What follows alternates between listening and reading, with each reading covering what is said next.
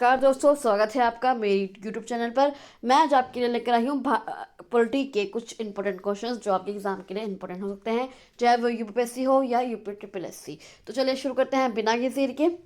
पहला क्वेश्चन है, भारतीय संविधान में रूल ऑफ लॉ की अवधारणा किस देश से ली गई है? कौन सी अवधारणा रूल ऑफ लॉ की? तो वो ली गई है ब्रिटेन से। किससे? ब्रिटेन से। जो विधि का शासन, रूल ऑफ लॉ की जो अवधारणा है वो ब्रिटेन के संविधान से ली गई है।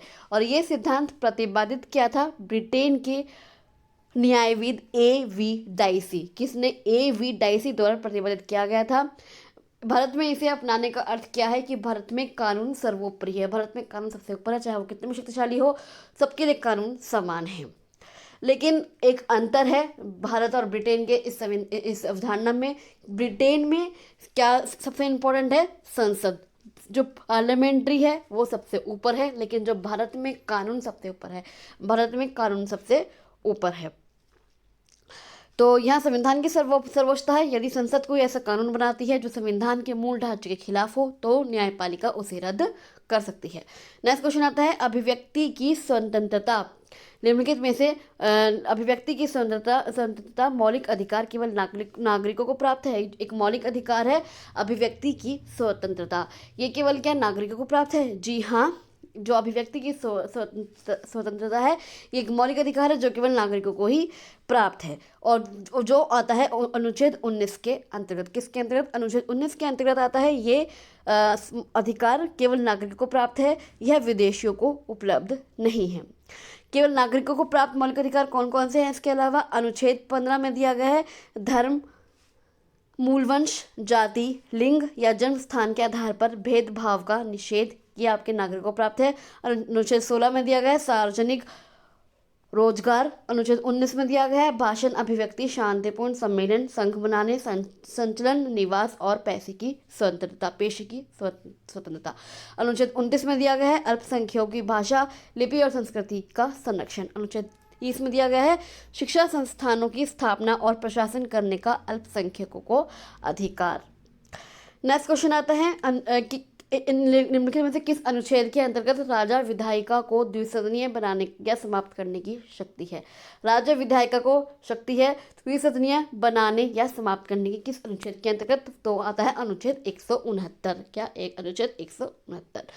अनुच्छेद 169 के तहत किसी राज्य में विधान परिषद बनाने या उसे समाप्त करने की अंतिम शक्ति होती है। हालांकि इसकी प्रक्रिया की शुरुआत राज्य विधानसभा से ही होती है। नेक्स्ट क्वेश्चन आता है आपका, संविधान के किस भाग में भारत को राज्यों का संघ कहा गया है? कौन सा भाग है संविधान का जिसमें भारत को राज्यों का संघ कहा गया है? तो वो है भाग 1, पार्ट 1 में भारत को राज्यों का संघ कहा गया है। अनुच्छेद 1 में यह स्पष्ट रूप से लिखा गया है कि भारत राज्यों का संघ होगा।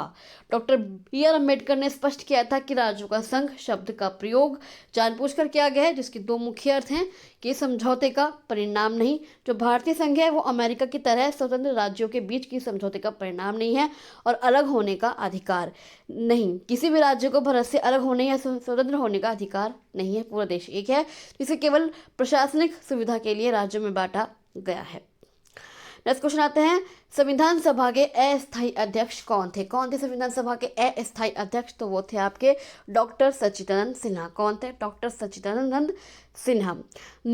उन्हें नियुक्त किया गया था 9 दिसंबर 1946 में। संविधान सभा की पहली बैठक में उन्हें अस्थायी अध्यक्ष चुना गया था। एक इसमें क्वेश्चन आपको ये बन सकता है कि जो संविधान सभा की वो पहली बैठक कब हुई थी? तो 9 दिसंबर 1946 में। उन्हें फ्रांसीसी प्रथा के आधार पर चुना गया था। किसके आधार पर? एक और क्वेश्चन बनता है, किसके आधार पर चुना गया था? फ्रांसीसी प्रथा, जिसके तहत सदन के सबसे वरिष्ठ सदस्य को अध्यक्ष बनाने की परंपरा थी।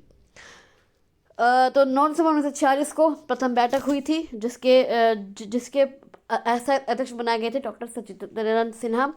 11 दिसंबर को स्थायी अध्यक्ष चुना गया था। किसे? डॉक्टर राजेंद्र प्रसाद को। परमानेंट जो अध्यक्ष चुना गया था किसे? डॉक्टर राजेंद्र प्रसाद को। नेक्स्ट क्वेश्चन आता है, पुलिस निम्नलिखित में से कौन सा विषय राज्य सूची में शामिल है? कौन सा विषय राज्य सूची में शामिल है? तो वह है आपका पुलिस। कौन सा? पुलिस। भारतीय संविधान की 7वीं अनुसूची कौन सी अनुसूची? 7वीं अनुसूची 7 शेड्यूल के तहत पुलिस और लोक व्यवस्था पूरी तरह से राज्य सूची के विषय हैं। इसका सीधा मतलब यह है कि प्रत्येक राज्य की अपनी पुलिस बल होती है और संबंधित राज्य सरकार ही उनके नियम, भर्ती, नियंत्रण और प्रशासन के लिए जिम्मेदार होती है। तो जो संघ सूची है वो 246 में है। किसमें है ये? संविधान के अनुच्छेद 246 शक्तियों के विभाजन की व्याख्या करता है। संघ सूची जिस पर नियंत्रण होता है केंद्र सरकार का, उसके प्रमुख विषय कौन कौन से हैं? रक्षा, रेलवे, बैंकिंग, विदेश मामले। उसके बाद आता है राज्य सूची जिस पर राज्य सरकार का नियंत्रण होता है, उसके कौन कौन से विषय हैं? पुलिस, कृषि, जेल और स्वास्थ्य। उसके बाद आता है समवर्ती सूची, उस पर किसका नियंत्रण होता है? केंद्र और राज्य दोनों का। उसके विषय कौन कौन से हैं? शिक्षा, वन, विवाह और तलाक। नेक्स्ट क्वेश्चन आते हैं भारत में वित्त आयोग का गठन। भारत में वित्त आयोग का गठन किस अनुच्छेद के अंतर्गत किया जाता है? तो वो किया जाता है अनुच्छेद 280। किसके? अनुच्छेद 280, आर्टिकल 280 के अंतर्गत किया जाता है वित्त आयोग, फाइनेंस कमीशन का गठन। यह एक अर्ध न्यायिक और संवैधानिक निकाय है जिसका मुख्य कार्य होता है केंद्र और राज्यों के बीच वित्तीय संसाधनों के बंटवारे पर सिफारिशें देना। कौन करता है गठन? वो करता है भारत का राष्ट्रपति। कौन करता है वित्त आयोग का गठन? भारत का राष्ट्रपति करता है। हर 5 साल में ये आवश्यकता पड़ने पर उससे पहले भी इसका गठन किया जा सकता है। इसमें एक अध्यक्ष होता है और 4 अन्य सदस्य होते हैं जिसकी नियुक्ति राष्ट्रपति ही करते हैं। और किसी योग्यता पर आयोग के सदस्यों की योग्यता तय करने का अधिकार किसके पास होता है? संसद के पास होता है। पहला गठन कब किया गया था वित्त आयोग का? 1951 में। कब? 1951 में किया गया था पहला गठन। और इसके अध्यक्ष कौन थे? के.सी. नियोगी। कौन थे? के.सी. नियोगी।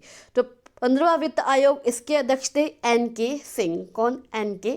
सिंह। और 16वां वित्त आयोग जो हाल ही में गठन हुआ है, 16वां वित्त आयोग, जिसकी अध्यक्षता कौन कर रहा है? जिसकी अध्यक्षता कर रहे हैं डॉक्टर अरविंद पनघड़िया। कौन? डॉक्टर अरविंद पनघड़िया। नेक्स्ट क्वेश्चन आता है संविधान की आत्मा किसे कहा जाता है? किसे कहा जाता है संविधान की आत्मा? तो वो कहा जाता है प्रस्तावना को। किसको? प्रियम्बल, प्रस्तावना को कहा जाता है। प्रस्तावना संविधान की आत्मा, कुंजी और आभूषण कहा जाता है क्योंकि यह संविधान के दर्शन, आदर्शों और उद्देश्यों का सार होता है। नेक्स्ट क्वेश्चन आते हैं कौन सा आपातकाल है जो राष्ट्रपति की आपातकालीन शक्तियों में शामिल नहीं है? कौन सा आपातकाल है निम्नलिखित में से? तो वो है न्यायिक। कौन सा? न्यायिक आपातकाल है, जुडिशियल इमरजेंसी है जो राष्ट्रपति की आपातकालीन शक्तियों में शामिल नहीं है। राष्ट्रपति जी की जो आपातकालीन शक्तियां हैं वो दी गई हैं अनुच्छेद 352 से 360। कौन से भाग में? भाग 18। ये क्वेश्चन, ये आपके एक और क्वेश्चन बन गया इसमें कि जो राष्ट्रपति की आपातकालीन शक्तियां हैं वो संविधान के भाग 18 में अनुच्छेद 352 से 360 में दी गई हैं। सबसे पहला आता है राष्ट्रीय आपातकाल जो है अनुच्छेद 352 में युद्ध हो जाए, भारी आक्रमण हो जाए या स्वास्थ्य या सशस्त्र विद्रोह हो जाए तो राष्ट्रपति यह आपातकाल लगा सकता है। दूसरा आता है राष्ट्रपति शासन जो है आपके अनुच्छेद 356 में, यदि राज्य में संवैधानिक मशीनरी का विफल हो जाए, विफल हो जाए।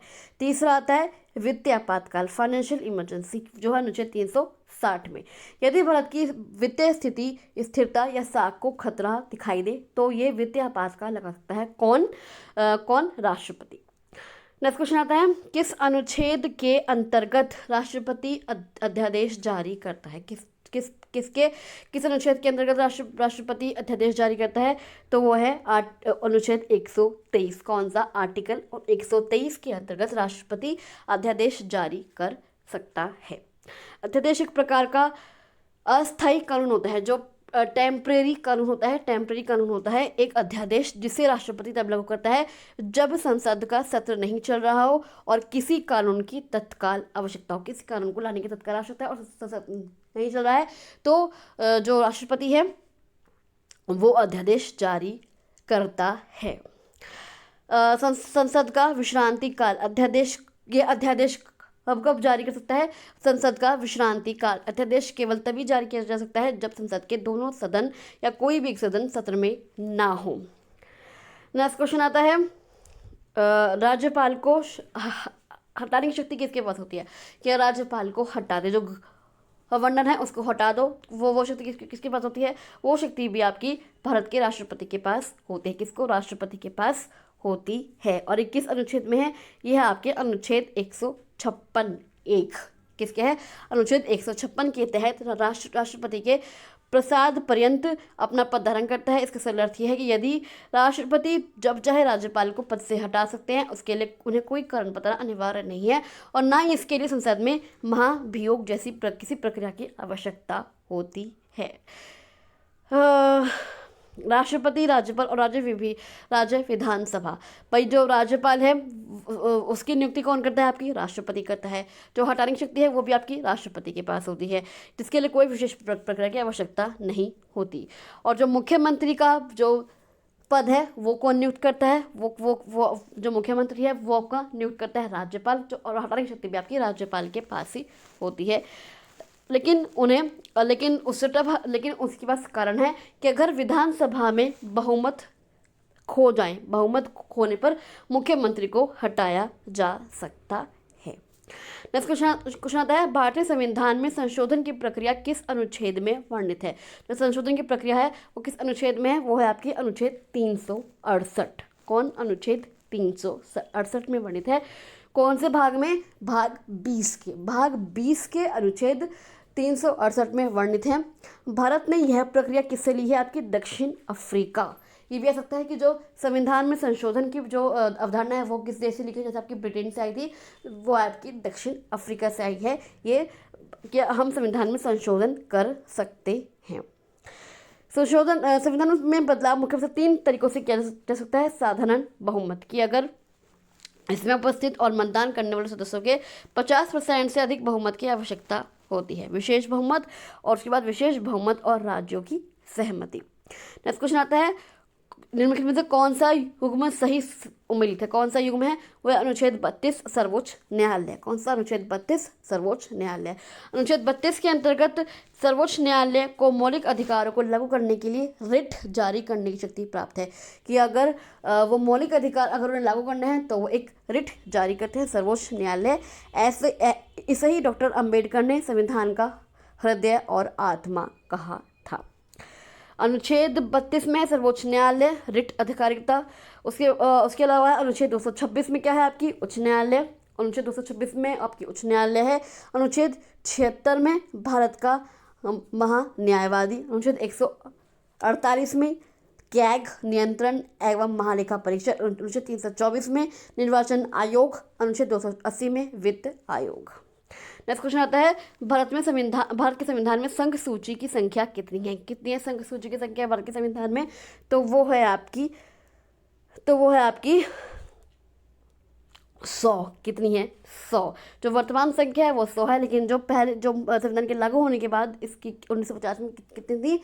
97। कितनी थी? 97। संघ सूची कितनी है? 97, जो वर्तमान में आज 100 हो चुकी है।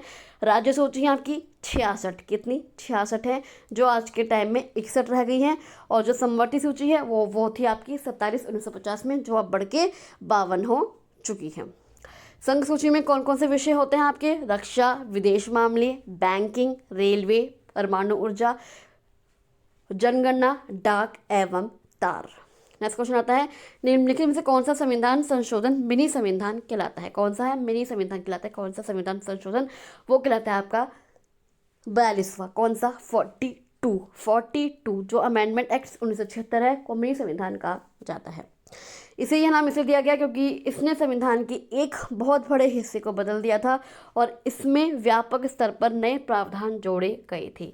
यह संशोधन तत्कालीन प्रधानमंत्री इंदिरा गांधी के कार्यकाल के दौरान लाया गया था। कौन कौन से बदलाव थे? प्रस्तावना, इसमें 3 शब्द जोड़े गए थे प्रस्तावना में।